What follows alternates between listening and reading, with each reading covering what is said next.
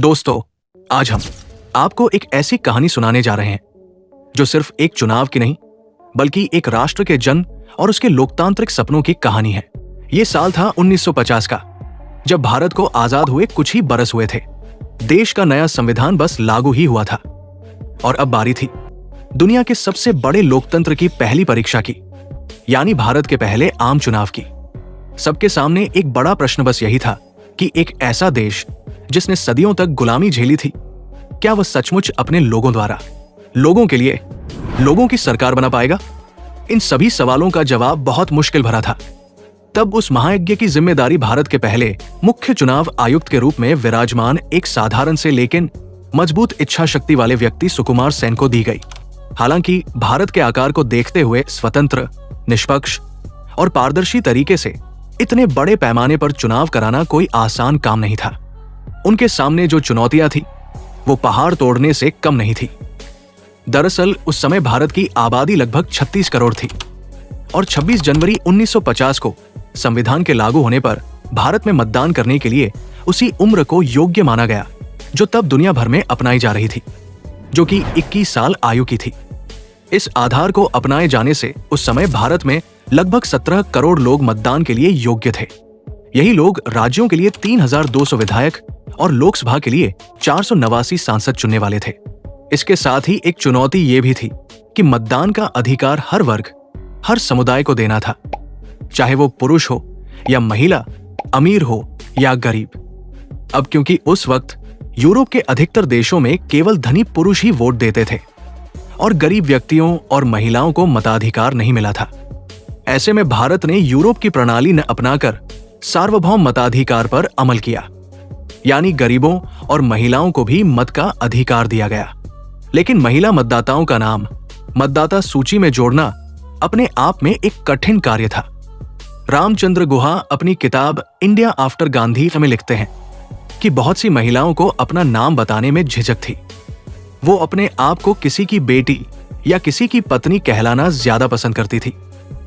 परिणाम स्वरूप जब मतदाता सूची का पहला प्रारूप प्रकाशित किया गया तो पता चला कि 40 लाख महिलाओं के नाम दर्ज होने से रह गए हैं।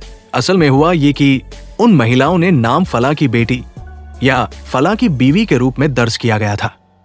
तब सुकुमार सेन ने अपने अधिकारियों को निर्देश दिया कि इस तरह से मतदाताओं का ब्यौरा लिखने की जगह कड़ाई से मतदाता का नाम दर्ज करें।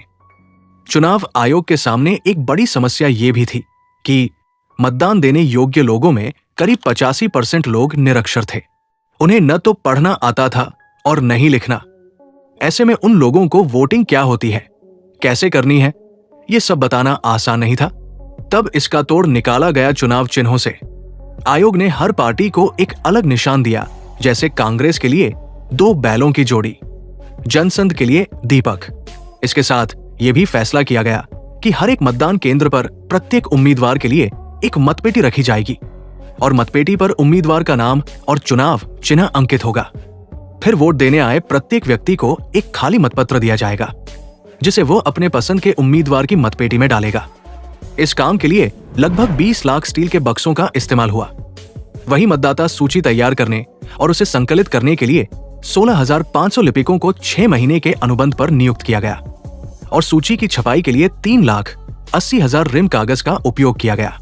आपकी जानकारी के लिए बता दें कि चुनाव में करीब 1,874 उम्मीदवार और 53 राजनीतिक पार्टियां ने भाग लिया था, जिनमें 14 राष्ट्रीय पार्टियां थी।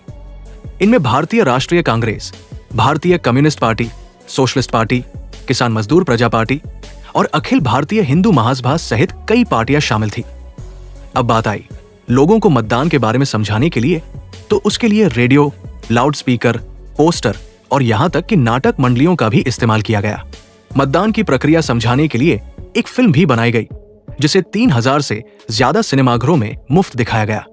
एक और बड़ी समस्या जो चुनाव आयोग के सामने थी वो थी मतदान पेटियां और सामग्री देश भर में कैसे पहुंचाई जाए, क्योंकि भारत सिर्फ बड़ा ही नहीं बल्कि भौगोलिक रूप से भी बेहद विविध है।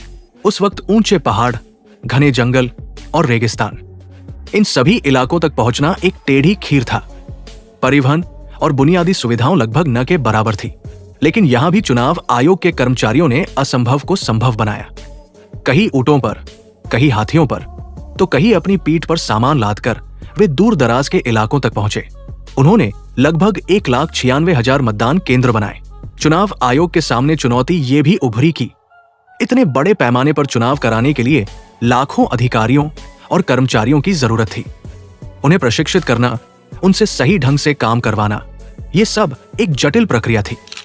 लेकिन सुकुमार सेन और उनकी टीम ने दिन रात एक कर दिया। उन्होंने 3 लाख से ज्यादा अधिकारियों और चुनाव कर्मियों को प्रशिक्षित किया ताकि हर वोट सही से पड़े और निष्पक्षता बनी रहे। आखिरकार वो दिन भी आ गया जब करोड़ों भारतीय अपने घरों से बाहर निकले, चाहे वो हिमाचल प्रदेश के बर्फीले पहाड़ हों या राजस्थान के तपते रेगिस्तान। हर जगह लोगों में एक नया उत्साह था। लोगों ने पहली बार अपने भविष्य को अपने हाथों से चुना। योग्य आबादी में लगभग 45.7% योग्य मतदाताओं ने इस ऐतिहासिक चुनाव में हिस्सा लिया, जो उस समय के लिए एक अविश्वसनीय आंकड़ा था। गौरतलब है कि चुनाव का पहला वोट हिमाचल प्रदेश के चीनी तहसील, जिसे अब किन्नौर के नाम से जाना जाता है, में रहने वाले श्याम शरण नेगी ने डाला था। पहले चुनाव की प्रक्रिया 25 अक्टूबर 1951 से शुरू होकर 21 फरवरी 1952 तक 68 चरणों में लगभग 4 महीने चली थी। फिर जब परिणाम आए तो उसमें भारतीय राष्ट्रीय कांग्रेस ने 489 सीटों में से 364 सीटें जीतकर प्रचंड बहुमत हासिल किया, जबकि 16 सीट जीतने वाली भारतीय कम्युनिस्ट पार्टी मुख्य विपक्ष बनी। वही भारतीय जनसंघ को 3 सीटें मिली। लोकतांत्रिक रूप से पंडित जवाहरलाल नेहरू भारत के पहले प्रधानमंत्री बने।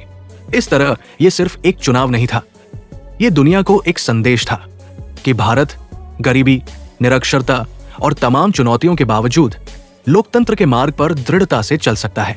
भारत में सफलतापूर्वक संपन्न हुए पहले चुनाव से उन पश्चिमी आलोचकों को करारा जवाब मिला, जिन्होंने कहा था कि भारत जैसे देश में लोकतंत्र कभी सफल नहीं हो पाएगा।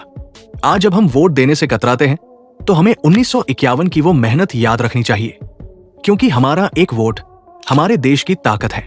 दोस्तों, आपको ये स्टोरी कैसी लगी हमें कमेंट्स में जरूर बताएं। इस वीडियो को लाइक करें, अपने दोस्तों और परिवार के साथ शेयर करें और हमारे चैनल को सब्सक्राइब करना न भूलें। मिलते हैं अगले वीडियो में, तब तक के लिए नमस्कार। जय हिंद, जय भारत।